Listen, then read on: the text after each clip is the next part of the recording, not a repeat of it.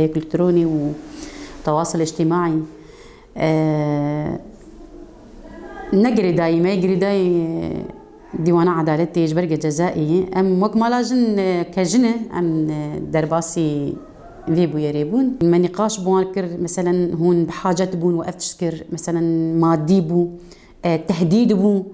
هون تما جهاش في أصلا هاني جهون خو بلا بكن سر تواصل اجتماعي دمي جم بكشكة كير كر راستي جو عدمي من بلا كير فيتالي جو دستي هيئاتي دبو خو جهان هناك كتشي ولو نفوس ضعيفة أم بيجن أو كتشانا كتن بن دستي واندي راستي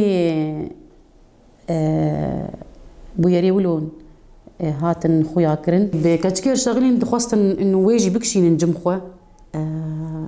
قبول نكر كاترسك هبو إنه بلكي مبكشين نجم خو هن لشنا بويرني دين بير دار كذا تفرد الجمة ما جو يعني مثال كان جارة بتشتغلين جو بين جارة مرشتغلين يكجي قسمك جي أهلي ويجي الورن دينافوان ديني أو دي بيجي إنه وامن نجور صورتين مدامين مش مصوران مشان جنبرك خوارة مشان هفالك خوارة الور الشامي هات بلاكرن الفيدرنا الآلاني ما هاتن بلاكرن الشامي هاتن بلاكرن أبو يريفي تالي هاتن بلاكرن براستي أو شبكاكي يعني أو جالي هتا شيء دستي هتا شيء جديدنا دخوازن إنه آلاني ما خراب كن جالي عسكري نكارن مثلا أنبيجن بينش كان ضمن عليمة خدا يعني خداوين أفجناني كسيولو نبهر وردكري كسيجا جالي زانبوني كيمن مثلا وان دعم دكن ببهرا او كنديا هاتيا الكتروني هاتي كرن او شبكه راستي واني جنين كوتشبره اشتاق ما تحقيق بيدو تشتاق ما دي تجي نجني دالاني ما دراستي ايه باجاري مدني جنين كوتشبره هاتن استهداف كرن راستي اب ايريشا كجبو ما يعني جبو الاني ما خرابه خدقين جنا امجي ام دستكي دين هركس يجت شبوار تشبي ورن بمره ومر الي كاربن امجي بوار الي كاربن تشتي بريقه او بقى هنا مثلا تشتي او جهاشني علمتي ما بكن جا منهلن اصحاب النفوس الضعيفه بقين الاني ما والاني ما خرابك انه ما تاشير بكن انه افجني روج افا افكسانانه راسي ام نافكسانانه افكسي اصحاب النفوس الضعيفه جهاشني في تشتي هاني بس امجي ام هولداني الدين انه هركس شيار بجفي تشتيرن والكتشكي خم قاتبن والخم قاتبن نجهن افتشتي افكسانا كتيني. ظاهرة الابتزاز الإلكتروني تم استغلال النساء من وراء هالظاهرة، تم تهديدهم من خلال الصور اللي تم نشرها على الفيسبوك. فنحن نلاقي انه من جهة هو تحت مسمى الحب عم يتم ابتزاز كثير من البنات. المرأة تعطي الثقة للرجل غير المناسب لما تبعت له الصور تحت مسمى الحب، فهو عم يتم باستغلال هاي الثقة وعم يتم نشرها أو بيعها للجهات الثانية وعم ينشروها على الفيسبوك. ومن جهة ثانية نحن عم نطالب بقانون، يتم وضع قانون لمحاسبة هالأشخاص اللي عم يقوموا بابتزاز هذه النساء. يعني من خلال الصور عم يتم ابتزاز النساء من ناحية المتاجرة بالمخدرات، من ناحية تعاطي المخدرات، من ناحية المتاجرة بجسدها. فنحن نطالب قانون لحتى نحاسب هالاشخاص اللي عم يتم ابتزاز، عم يقوموا بابتزاز النساء من خلال الصور ونشرها على الفيسبوك. القانون لازم يحمي المعنفات من خلال الابتزاز الالكتروني، لانه هذا الابتزاز الالكتروني مو بس عم ياثر على نفسيه المعرضات لهذا الشيء، حتى عم تاثر على نفسيه كل مرأة موجوده. الجرائم الالكترونيه باعتبارها موضوع نسبي ويقع اجراس الخطر في مناطقنا. فالعقد الاجتماعي قام بحماية المرأة من خلال المادتان 50 و 51. فالمادة 50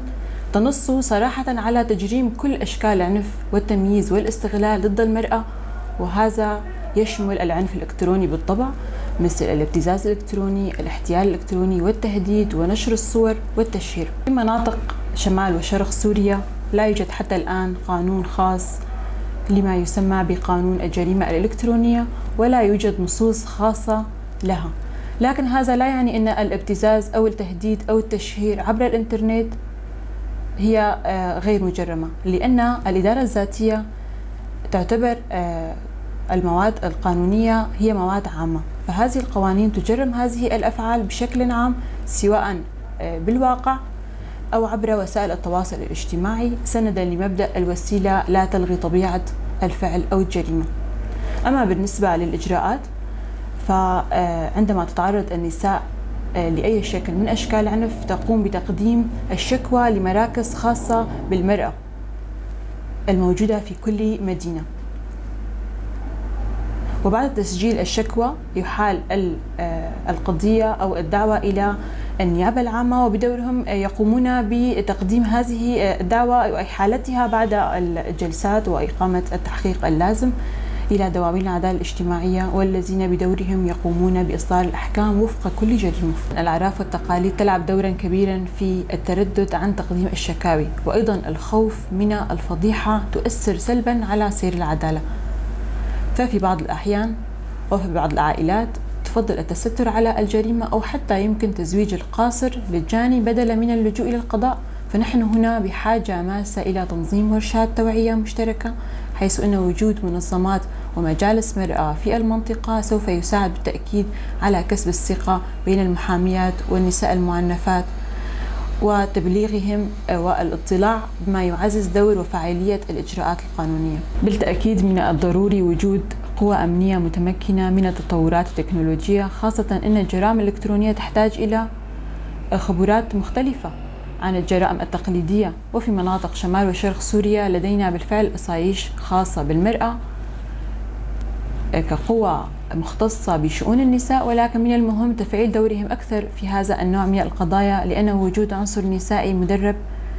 يجعل المرأة الضحية أكثر قدرة على الإبلاغ وطلب المساعدة دون خوف.